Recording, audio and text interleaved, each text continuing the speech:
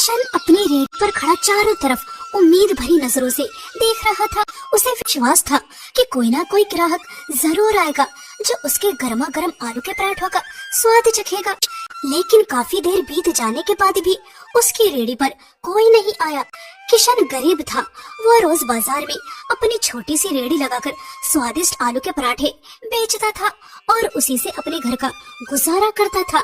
हमेशा की तरह आज भी वो सुबह से ग्राहकों का इंतजार कर रहा था। ठंडी ठंडी हवाएं चल रही थी। मौसम बड़ा सुहाना हो गया था। किशन ने एक लंबी सांस ली और धीरे से बोला, आज तो मौसम कितना अच्छा हो गया है। ऐसे मौसम में तो लोगों को गर्मा गर्म आलू के पराठे खाने का मन जरूर करेगा, लेकिन पता नहीं कोई ग्राहक क्यों नहीं आ रहा। वो उदास होकर सोच ही रहा था कि तभी गांव के कुछ लोग उसकी रेहड़ी की तरफ आते दिखाई दी। उन्हें देखकर किशन के चेहरे पर हल्की सी मुस्कान आ गई। आइए भैया, बताइए पराठे में तीखा हल्का रखना है या थोड़ा तेज? अरे किशन भैया, आप तो जानते ही हो मुझे ज्यादा तीखा पसंद नहीं है, बस हल्का सा मसाला रखना। ठीक है भैया, हमेशा की तरह स्वादिष्ट पराठा बना कर देता हूँ। किशन खुशी खुशी चूल्हा जलाने लगा। तवा गरम हुआ। तभी अचानक आसमान में काले बादल छा गए। तेज ठंडी हवाएं चलने लगी और बिजली जोर जोर से कड़कड़ाने लगी। इतने में एक ग्राहक बोला, अरे नहीं नहीं भाई, मेरे लिए पराठे मत बनाना। मैं तो सामने सुरेश ढाबे वाले के यहाँ जाकर खाऊंगा। इस बारिश में यहाँ रेहड़ी के पास खड़े होकर कौन खाएगा? लेकिन सुरेश ढाबे वाला कितने महंगे पराठे देता है, और सच कहूँ तो उसके हाथों में स्वाद भी नहीं है जो किशन भैया के पराठों में है। स्वाद अपनी जगह है भाई, लेकिन मैं थोड़े ज्यादा पैसे दे दूंगा। कम से कम आराम से बैठकर ढाबे में बारिश का मजा लेते हुए गर्मा गर्म पराठे तो खाऊंगा। सच कहूँ तो इस बारिश में मैं भी यहाँ अकेला खड़ा होकर नहीं खाना चाहता। मैं भी तुम लोगों के साथ ढाबे पर ही चलता हूँ। ये सुनते ही किशन का चेहरा उतर गया।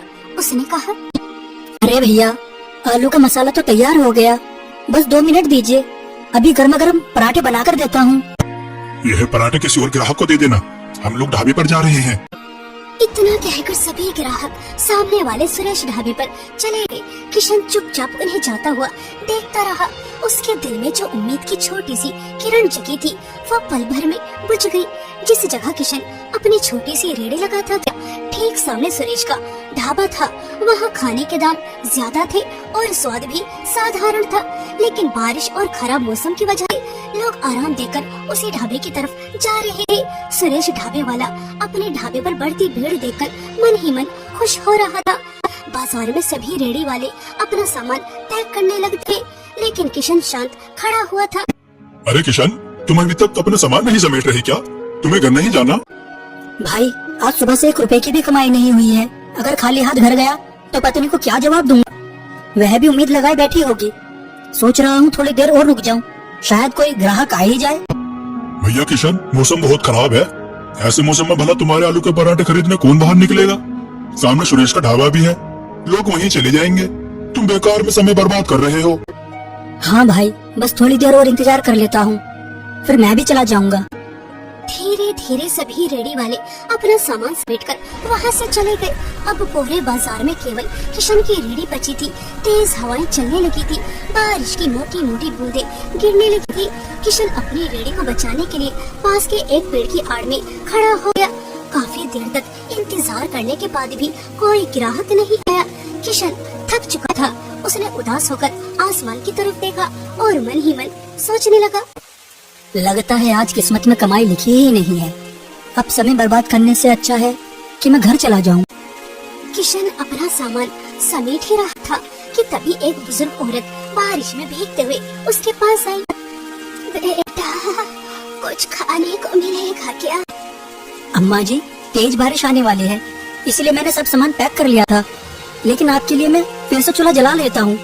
बताइए कितने पराठे बनाऊं? बेटा, भूख तो बहुत जोर की लगी है, 4-5 पराठे खा सकती हूँ। ठीक है अम्मा जी, मैं अभी गर्मा गर्म आलू के पराठे बना कर देता हूँ। कम मसाले वाले बनाओ ना। लेकिन तुम्हें देने के लिए मेरे पास एक थैला भी नहीं है। अम्मा जी, आप पैसों की चिंता क्यों करती हैं? भूखे को खाना खिलाना सबसे बड़ा पुण्य होता है। मैं अभी आपके लिए गर्म गर्म स्वादिष्ट आलू के पराठे बना कर लाता हूँ। किशन का ठंडी हवाओं के बीच तवा धीरे धीरे गर्म होने लगा और फिर शुद्ध देसी घी में सुनहरे आलू के पराठे सेकने लगा। ऊपर से उसने मक्खन लगाया। गर्मा गर्म पराठों की खुशबू दूर तक फैल गई। किशन उन पराठों को उस बेसहारा बुजुर्ग औरत को देने लगा। अम्मा जी लीजिए, गर्मा गर्म आलू के पराठे खा लीजिए। ऊपर वाला तुम्हें बहुत तरक्की दे। आज के इस जमाने में बड़ा कौन बिना स्वार्थ किसी की मदद करता है। अम्मा जी मैं खुद एक गरीब इंसान हूँ, लेकिन मेरी माँ ने मुझे बचपन से यही सिखाया है कि अगर तुम्हारे पास थोड़ा भी हो तो उसमें जरूरतमंद की मदद करनी चाहिए।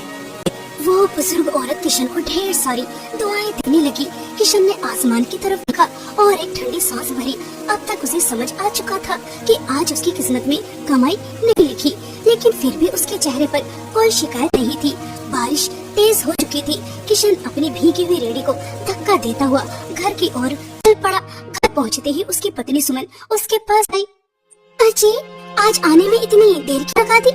सुमन, आज 1 रुपए की भी कमाई नहीं हुई। ग्राहकों का इंतजार करता रहा। लोग मेरी रेड़ी तक आए, लेकिन किसी ने पराठा नहीं खाया। अब सीधे सुरेश के ढाबे पर चले गए। अरे बेटा, ये तो क्या कह रहा है? गांव वालों को तो तेरे हाथ के बने देसी घी और मक्खन वाले आलू के पराठे बहुत पसंद है। फिर आज सब सुरेश के ढाबे पर क्यों चले गए? माँ, मेरी तो बस एक छोटी सी रेहड़ी है और सुरेश का बड़ा ढाबा। वहाँ कुर्सियाँ हैं, छत है, लोग आराम से बैठकर खाना खाते हैं। अब मानसून शुरू हो गया है, बारिश में कौन मेरी खुली रेहड़ी पर खाना खाएगा? मुझे नहीं लगता कि अच्छी कमाई हो पाएगी। बेटा, इंसान को मेहनत करना कभी नहीं छोड़ना चाहिए। तो अपनी जान लगाकर मेहनत करता है, बाकी जो किस्मत में लिखा है वही मिलेगा। लेकिन मेहनत करने वाला इंसान कभी हारता नहीं। मैंने सोचा था कि इस मानसून में चौपाल पर एक छोटी सी पक्की दुकान ले लूंगा और अपना आलू का पराठे का व्यापार बढ़ाऊंगा, लेकिन लगता है इस साल भी यही रेहड़ी धकेलनी पड़ेगी। किशन परेशान था। मानसून का मौसम शुरू हो चुका था और लगातार बारिश की वजह से उसकी रेहड़ी पर ग्राहक बहुत कम आने लगे थे। उसे चिंता सताने लगी थी। आखिरकार वो अपनी पत्नी और माँ का ख्याल कैसे रखेगा? अगली सुबह किशन फिर एक नई उम्मीद के साथ उठा। अपनी आलू पराठे वाली रेहड़ी लेकर बाजार की तरफ निकल पड़ा। बाजार पहुंचकर उसने अपनी रेहड़ी लगाई और ग्राहकों का आने का इंतजार करने लगा। कुछ देर बाद 2 ग्राहक उसकी रेहड़ी के पास आए। किशन भैया, गरम गरम तो चटपटे आलू के पराठे लगा दीजिए, और हाँ, चटनी थोड़ी ज्यादा देना, आपकी चटनी बहुत स्वादिष्ट होती है। बस 5 मिनट दीजिए। किशन तुरंत काम में लग गया। थोड़ी ही देर में उसने घी में सने हुए गर्मा गर्म पराठे चटनी के साथ ग्राहकों को परोस दिए। उसी समय शहर से आए 2 अमीर आदमी वहां पहुंचे। उन्होंने महंगे सूट बूट पहन रखे थे। उन्हें देखकर पास में ढाबा चलाने वाला सुरेश जोर से आवाज लगाने लगा। अरे भाई साहब, ये छोटी सी रेहड़ी पर खड़े होकर पराठे खाना आपको शोभा नहीं देता। आइए मेरे ढाबे पर, आराम से बैठकर बढ़िया खाना मिलेगा। भाई, जब आपके ढाबे पर ग्राहक आते हैं तब मैं उन्हें अपनी रेहड़ी पर नहीं बुलाता, फिर आप मेरे ग्राहकों को क्यों बुला रहे हो? अरे किशन, यह शहर के बड़े लोग हैं। अगर तेरी रेहड़ी के पराठे खाएंगे तो हमारे गांव का नाम खराब होगा। इन्हें मेरे ढाबे पर आने दो। सुरेश भाई, ग्राहक को रोकने वाले न आप और न मैं। यह उनकी अपनी मर्जी है कि उन्हें कहाँ खाना पसंद है। मेरी नाक दूर से ही खाने की खुशबू पहचान लेती है। तुम्हारे पराठों की खुशबू ही बता रही है कि स्वाद भी लाजवाब होगा। 2 पराठे मेरे लिए और 2 मेरे दोस्त के लिए, जल्दी से बना दो।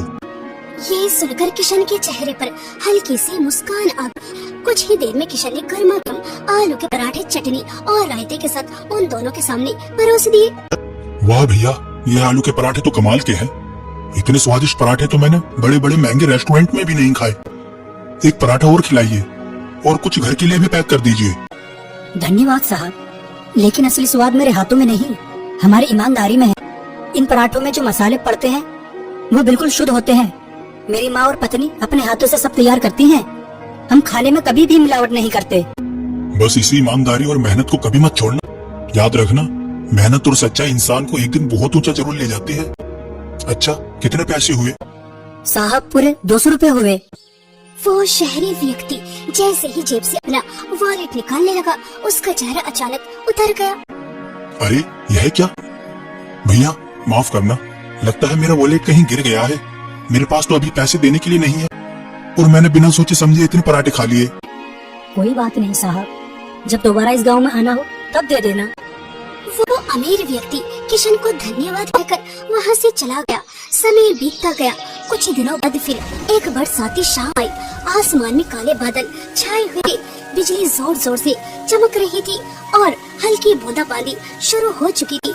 किशन अपनी रेड़ी के पास खड़ा सोच रहा था कि शायद आज भी कमाई नहीं होगी। तभी दूर से एक बड़ी चमचमाती गाड़ी आकर की। गाड़ी से वही शहरी व्यक्ति उतरा। उस दिन आपने एक अनजान मुसाफिर पर भरोसा किया था, बिना पैसे लिए उससे पेट भर खाना खिलाया था। आज मैं सिर्फ आपके पैसे लुटाने नहीं आया। आज आपके पास जितने भी पराठे बनाने की सामग्री है, सबके पराठे बना दीजिए। मुझे सारे पराठे चाहिए। ये सुनते ही किशन की आंखें चमक उठी। जिसे आज पूरे दिन एक ग्राहक की उम्मीद नहीं थी, उसकी सारी मेहनत एक ही पल में सफल होती दिखाई देने लगी। लेकिन पास में ही अपने ढाबे पर बैठा सुरेश ये सब देख रहा था। उसके चेहरे पर जलन साफ नजर आ रही थी। किशन की तो किस्मत खुल गई। अब शहरी लोग भी इसके पराठों की तारीफ करने लगे हैं। अगर ऐसा ही चलता रहा तो एक दिन यह बड़ा ढाबा खोल लेगा और लोग मेरे ढाबे पर आना बंद कर देंगे। रामू, रामू, जरा इधर आ। सुरेश अपने ढाबे पर काम करने वाले रामू को अपने पास बुलाता है और उससे कहता है, अभी क्या अभी किशन की रेहड़ी पर जाओ और ऐसा हंगामा करो कि वह शहरी आदमी यहाँ से चला जाए और दोबारा कभी किशन की रेहड़ी की तरफ देखने भी ना आए। यह काम आपको मुझसे नहीं मालिक, किसी और से करवाना चाहिए। अगर किशन ने मुझे पहचान लिया तो वह सबको सच बता देगा। तेरी बात में दम तो है। चल ठीक है, यह काम किसी और से करवाता हूँ। दरअसल सुरेश अंदर ही अंदर जल रहा था। अब तक बाजार में सबसे ज्यादा ग्राहक उसी के ढाबे पर आते थे। लेकिन पिछले कुछ दिनों से लोग किशन के स्वादिष्ट आलू के पराठों की तारीफ करने लगे थे। शहर से आए लोग भी उसके पराठों की खूब प्रशंसा कर रहे थे। ये सब देखकर सुरेश के मन में ईर्ष्या भर गई थी। एक दिन उसने अपनी जलन में आकर एक भाड़े के आदमी को किशन की रेहड़ी पर भेज दिया। किशन हमेशा की तरह मुस्कुराया। उसने साफ हाथों से गर्मा गर्म आलू के पराठे बनाए और सुरेश के भेजे हुए आदमी को पराठे खाने को दिए। और कुछ ही देर बाद अचानक वो जोर जोर से चिल्लाने लगा, अरे यह कैसे पराठे बनाए हैं तुमने? बिल्कुल भी स्वादिष्ट नहीं है। इन्हें खाते ही मेरे पेट में दर्द शुरू हो गया है। लगता है तुम गंदगी से खाना बनाते हो और मसाले भी नकली इस्तेमाल करते हो। नहीं भाई साहब, ऐसा मत कहिए। मैं बहुत साफ सफाई से खाना बनाता हूँ। देखिए मेरी रेहड़ी बिल्कुल साफ है और मसाले तो मेरी माँ और पत्नी अपने हाथों से घर में तैयार करते हैं। उनमें रत्ती भर भी मिलावट नहीं होती। तो क्या मैं झूठ बोल रहा हूँ? जरूर तुम्हारे पराठों में मिलावट है, तभी तो मेरी तबीयत खराब हो गई है। अरे गाँव वालों, इसके आलू के पराठे मत खाना, नहीं तो तुम भी बीमार पड़ जाओगे। किशन भाई, 2 पैसे ज्यादा कमाने लगे तो तुमने बेईमानी शुरू कर दी।